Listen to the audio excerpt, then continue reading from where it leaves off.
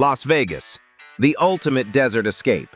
For decades, Americans flocked here for cheap mansions and zero state income tax.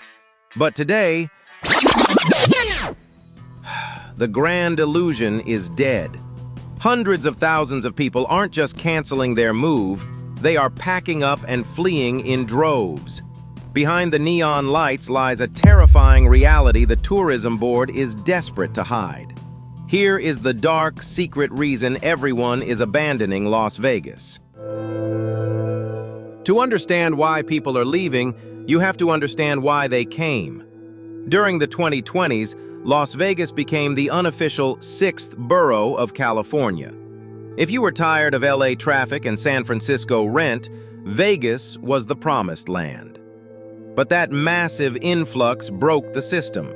The cheap Las Vegas doesn't exist anymore. Don't believe me? Just look at this typical 3-bedroom house in Henderson on Zillow. In 2019, a local casino worker could comfortably buy this for $290,000. Today, that exact same house is listed for over $480,000. A working-class local family simply can't survive that massive leap. Combine that with skyrocketing auto insurance and utility bills, and the so-called cheap desert dream quickly turns into a financial nightmare. And this has created a massive, bitter divide. Many Vegas locals are furious. They claim that Californians didn't just bring inflated housing prices, they brought the exact same voting habits and bad policies that ruined California in the first place. On the flip side, the new arrivals argue they are the only reason the Vegas economy didn't completely collapse. Who do you think is right? Are the locals justified in their anger, or are they just complaining? Let me know your honest opinion in the comments. But while the locals and the newcomers fight over politics, there is an even bigger, far more dangerous problem brewing. Money and politics are only half the story. The other half? The sheer, brutal hostility of the environment. Las Vegas is quite literally baking its residents alive. We aren't just talking about a hot summer. Las Vegas is the fastest warming city in the United States, thanks to the urban heat island effect, where miles of concrete and asphalt trap the desert heat. Nighttime temperatures often don't drop below 90 degrees. Summer air conditioning bills are running families upwards of $400 to $600 a month. People are trapped inside their homes for 5 months out of the year. If the power grid ever completely fails during a July heat wave, experts warn it would be a mass casualty event.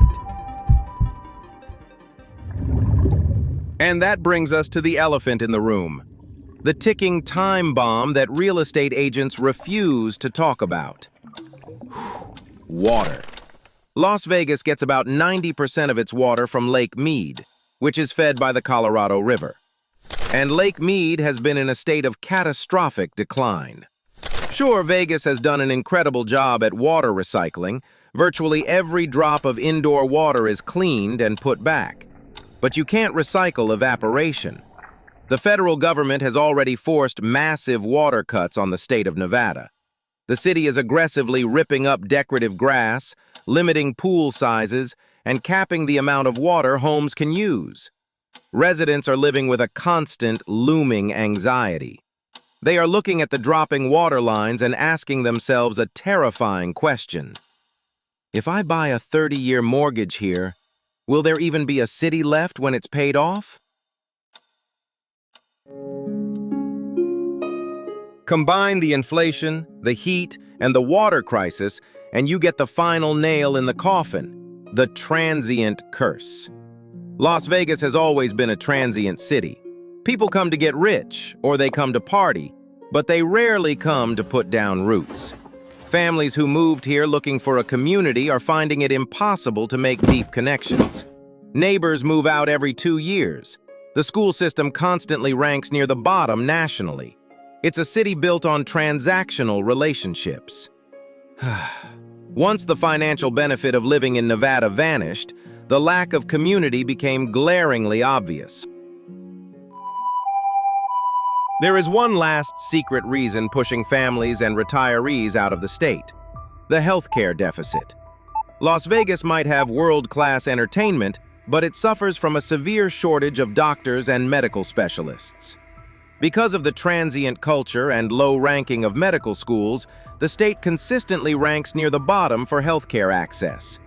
If you get seriously ill in Vegas, locals have a grim joke. The best hospital in Las Vegas is the airport. For retirees who moved here for the warm weather, or families needing specialized care, this isn't a joke. It's a matter of life and death, and it's forcing thousands to pack their bags. If you think the heat and the healthcare crisis are bad, wait until you see the bill for simply owning a car. Welcome to the hidden crime and insurance nightmare. Most people think of Las Vegas as a highly secured fortress, and inside the casinos, it is. But step off the Strip and into the suburbs, and it's a completely different story. In recent years, the Las Vegas Valley has seen a disturbing surge in property crime, specifically vehicle thefts and break-ins. The transient nature of the city means neighborhoods are less connected, making them easy targets. But the real gut punch isn't just the crime itself, it's who ends up paying for it. Thanks to the high rates of accidents, DUIs, and an alarming number of uninsured drivers on the road, Nevada has quietly become one of the most expensive states in the entire country for auto insurance. We aren't talking about a small increase. Families moving from the Midwest are suffering extreme sticker shock. A driver with a perfectly clean record can easily find themselves paying $300 to $500 a month just for basic coverage on a standard commuter car. For a household with 2 vehicles, you are suddenly paying the equivalent of a second mortgage just for the right to drive to work.